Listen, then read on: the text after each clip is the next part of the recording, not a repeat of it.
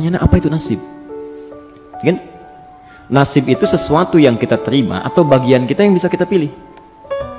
Oh, bedakan itu ya. Ada qadar, ada takdir, ada qada, ada nasib, itu lain. Ya. Wala tansa nasibaka minad dunya. Kita bisa lihat di Al-Qasas misalnya kan, dari ayat 77 sampai 78 itu.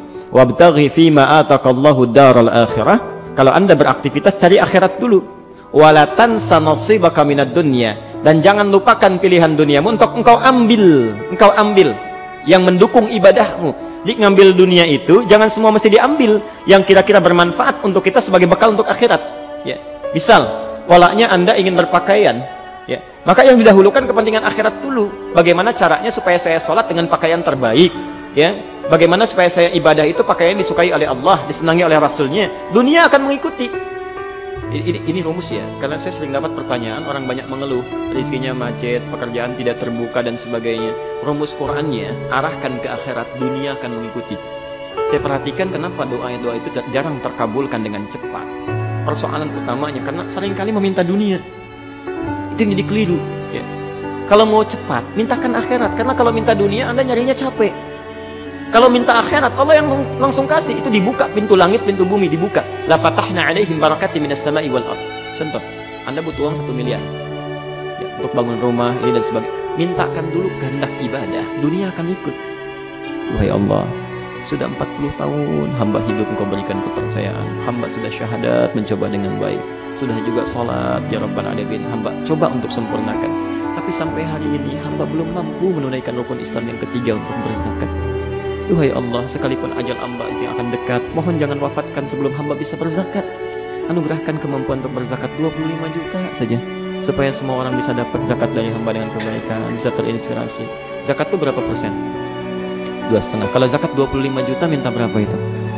1 miliar.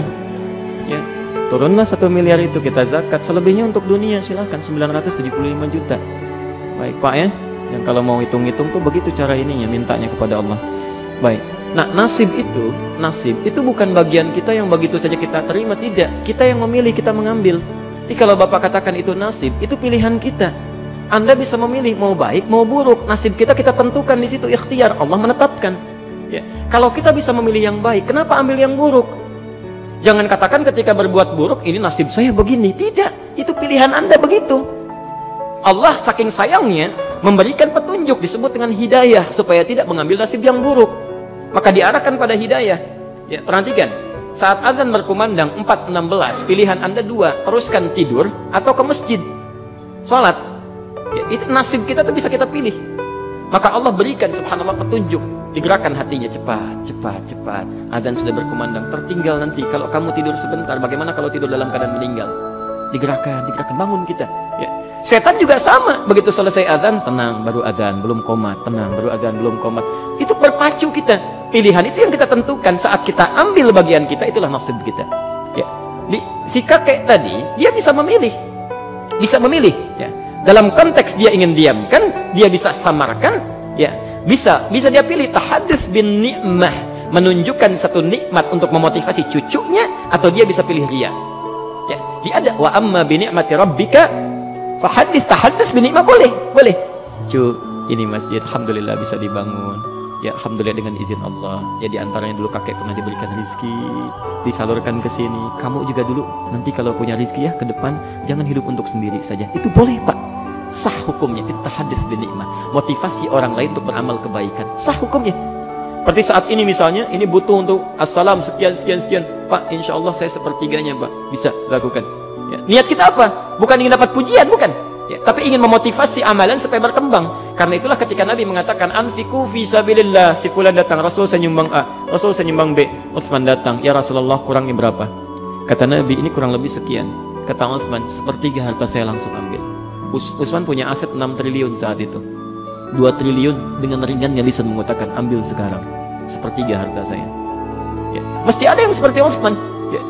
Mesti ada yang seperti Utsman. Allah. Jadi tenang itu, ya tenang. Jadi, kita harus bersinergi. Kalau butuh sesuatu masjid, ada yang harus jadi Utsmannya. Makanya ada yang berusaha dalam kebaikan dunianya, niatkan ibadah. Begitu dibutuhkan, Allah titipkan pada Anda. Kalau nggak ada yang kayak Utsman, ya seorang muslim yang dermawan, itu susah berkembangnya. Nggak bisa langsung pakai doa aja. Assalam mau pasang kubah, Allahu Akbar, turun kubah dari langit, gitu. Nggak bisa. Terus ada Utsmannya ikhtiar, ada ikhtiar. Jadi poin saya ketika Utsman mengatakan sepertiga, itu nggak ada unsur ingin dipuji. Jadi menampakkan kepada orang supaya termotivasi untuk beramal. Buktinya apa? Umar langsung datang. Ya Rasulullah, saya dengar Umar sepertiga ya. Betul, bala, saya setengah. Saya setengahnya. Setengahnya harta Umar mungkin tidak sebanding dengan sepertiga harta Utsman, tapi poinnya setengahnya. Umar itu selalu ingin berlomba dengan Utsman. Selalu. Masya Allah. Begitu dengar Utsman sepeninggal Nabi itu punya kebiasaan sibuk luar biasa, pekerjaannya bolak-balik Madinah, keluar masuk, ekspor impor, itu Utsman. Sampai saking hebatnya, sampai hari ini yang punya tabungan di Bank Saudi sampai sekarang cuma Utsman. Utsman tuh punya amalan sahabat Nabi dijamin masuk surga bersama Rasulullah tingkat paling tinggi, subhanallah, hisabnya sangat ringan, sampai hari ini masih punya investasi di Bank Saudi. Dulu zaman Rasulullah ada sumur ya, yang itu dieksploitasi oleh Yahudi, dimonopoli. Kalau mereka mau minum mesti bayar. Sama Utsman dibeli, dibebaskan orang di situ. Dan kebun di sekitarnya dibeli. Sekarang difungsikan jadi hotel. Ya. Setiap ada royalti dari situ dimasukkan rekening, diberi nama atas nama Utsman bin Affan, disedekahkan. Ya. Sampai kiamat kalau kurang 2 hari lah ya. Kalau kiamat kan orang Islam nggak akan hidup, tidak akan hidup. Ya. Sampai menjelang kiamat kalau masih ada, itu pahala mengalir bagi Utsman. Bayangkan. Seorang sahabat Nabi dijamin masuk surga, hisabnya sangat ringan, bersama Rasulullah surganya masih punya amalan sampai hari ini. Saya, Anda, kita bukan sahabat Nabi, surga nggak jelas sampai hari ini, ya, hisab masih menegangkan, amalan masih berantakan, hari ini masih sulit untuk beramal. Sampai hari ini. Padahal saking sayangnya Allah ditampakkan amalan di hadapan kita. Utsman itu sesibuk-sibuknya, malam masih bisa tahajud sampai hatam Quran dalam tahajudnya. Cek di At-Tibyan halaman 37. Di situ ada 2 paragraf. Setiap paragraf itu 8 baris. Cek bagaimana keutamaan sahabat di situ. Kedengaran oleh Umar. Umar besoknya 4 kali khatam Quran. 2 kali siang, 2 kali malam. Umar bin Khattab. Antum berapa kali khatam Quran? Ya. Poinnya bukan itu. Tiba-tiba datang seseorang yang selalu mendampingi Nabi, yang hidupnya diserahkan pada Rasulullah untuk kepentingan Allah dan Rasulnya. Tiba-tiba datang berbisik mengatakan, "Ya Rasulullah, saya semua harta saya." Bertanya Nabi, "Mada tarakta li ahlik?" Kamu tinggalkan apa untuk keluargamu?